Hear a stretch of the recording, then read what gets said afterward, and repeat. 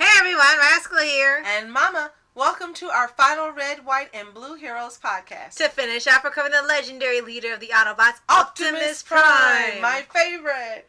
As the leader of the Autobots, Optimus' mission has always been to lead his team to victory during the war on Cybertron with Megatron and the Decepticons. That's a lot of ons. Ever since his debut, he's one of the most iconic characters in Transformers and has been a hero to Transformers fans for generations. Yes. I would rather say for decades. Right, because it means it's like so many people they pass to their kids and everyone knows Transformers. It's not just a one group. That's what I said, for decades. Yeah. So over the decades, he has just, become bigger and better and thankfully still the voice, Peter Cullen. Right. Thankfully. We've had we've had some changes every now and then, but still Peter Cullen's the main one. And then we had Neil Kaplan do him in one series. It was I think they did not Robots in Disguise, the new one, but they had an anime one with the same name, and he did the English dub. But he did a reasonable facsimile. He did a good job.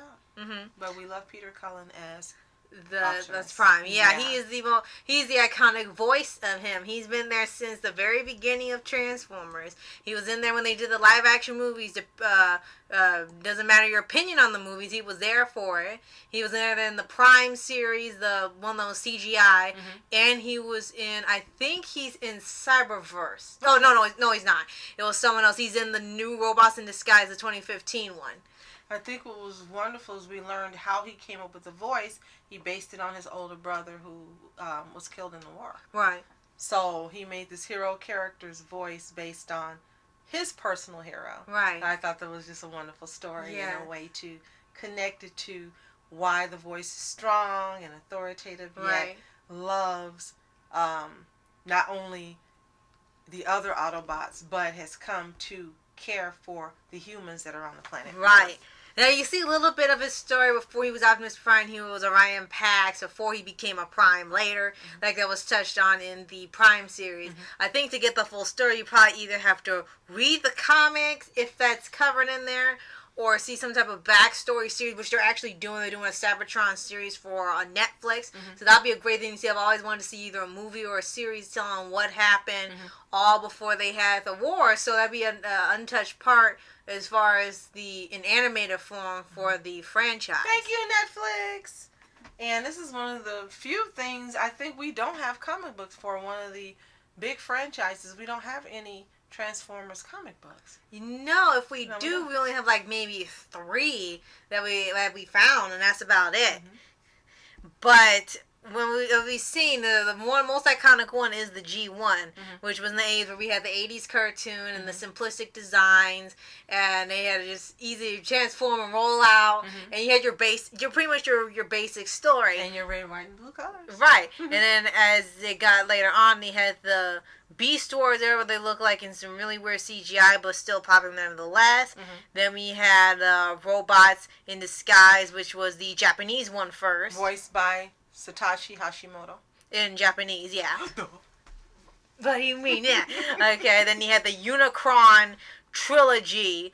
And for this part, we had supposed to be like the ultimate evil of the Transformers universe, and even a point where they found like the Earth's crust and everything, all the energy is from Unicron, so you can't even totally destroy him without destroying the Earth as well. And then I think in this one he's voiced by Gary Chalk. I think so. Yeah, Gary Chalk. And then the film, English. Right, and and then it's actually 3 different people in Japanese. Yeah. And then they had the film series where it kind of covered different things. It was like a different story each time, and soon developed to where they work with humans and they were against humans because they were hunting them. And like I said, depending on your view of the film series, that can either be a creative thing or disrespect to the franchise, depending on if you like his movies, or Michael Bay's movies or not. So we'll leave it up to you to decide. Right. And then there's Transformers Animated, which in this one actually Optimus Prime was our favorite. Right. The Prime series. Right. And in this one he was a little younger. He wasn't like the fully fledged leader, fully experienced when like he was still learning. You see he was getting to that point, but you can see still by his attitude and his actions, he's still, you know, not sure of himself and wants to be a good leader. Before it got to the point where we know where he's a very capable leader. And then I think the movie Avengers Endgame was probably inspired by the Endgame 2-parter of this series. Right. And then they had Align Continuity. I think that was some arc. I don't know if that was an arc or...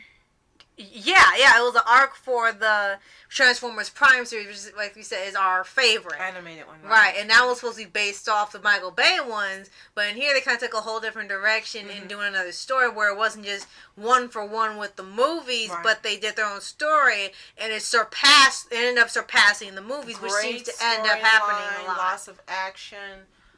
You got the addition of 2 kids, one voiced by Josh Keaton. Yes. But it was just the best concept for the animated for me.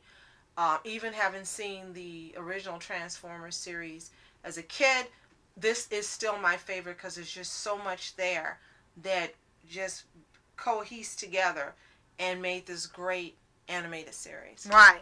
And then, of course, like we said, we had the live action movies and then his role in the Bumblebee movie where he was just there at the beginning and then at the very end after the events happened. And people seem to think that that was the best. They finally got it right in movie adaptation since it was more based off of the G1 than going after an updated look. And apparently, I guess the nostalgia was so strong that people loved that they went to what I guess worked for them instead of doing an updated version. So in a way, they did try to do both ways of updating for new audiences, and then they just went back and considering that they didn't want it updated. And I remember you told me that they were happier that the Transformers and even the Autobots and the Cybertrons were smaller scale. Yes, they liked that they were car size, not gigantic alien size, and it was more realistic.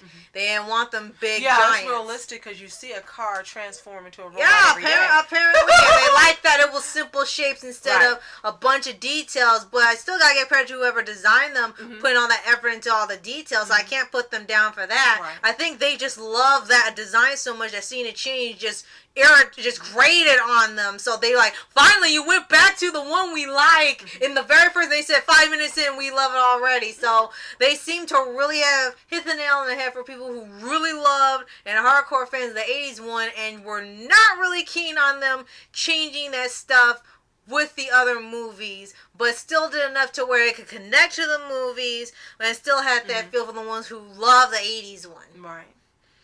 And as for Peter Cullen, like we said, we love him as Optimus Prime. He's done some other voices, but every time you hear him, all you hear is Optimus Prime. That's it. Yeah, absolutely. He was even the narrator in the Voltron 84 series when he says, "From days of long ago," and as well as a bunch of extra voices. We just wish he was in the reboot. Yes. It was just like, even if he didn't need the narrator anymore, but just like one line, just like he could just reenact that opening or something, and that's it. We do wish he was in the reboot, but we are happy to hear that he was in the Voltron series. Yes, because now it says when Optimus Prime narrates Voltron.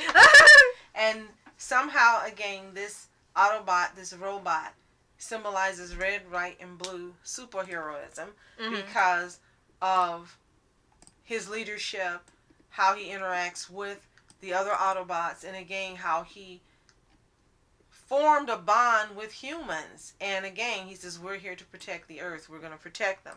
They can't protect themselves from, so we're going to do it.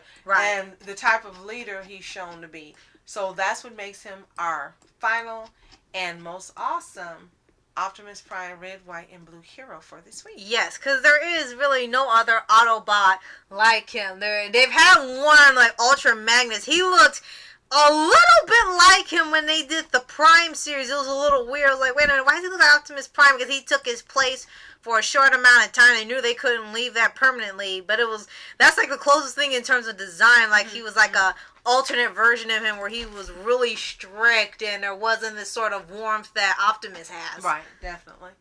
So, if Optimus Prime is your favorite Autobot, let us know in the comments below. If not, let us know who for you that he leads is your favorite Transformer. Yes. So, thank you so much for watching our Red, White, and Blue Heroes podcast week. Yes. And next week, you're going to We salute you. Yes. And you're really going to have a shell of a time for our next week's theme. So, you just got to wait and see. Thank you so much for watching. I'm Oscar Entertainment. I'm Mom Entertainment. Have a fantastic day. Peace. And roll out! And reporters sitting, flashing lights, trying to walk around, man, who the hell are you? What you wanna do? Well, man, it's on you. Man, it's on you. Met her in my dreams, she was my queen. A castle in the mountaintops, rivers and streams. Plucking sunlight from the sky in my pocket. Give it to you later on in the form of a locket. People in the back, for the people in the front. For the people on the side, for the people on the front. For the people in the middle or the alley, wanna bump and everybody.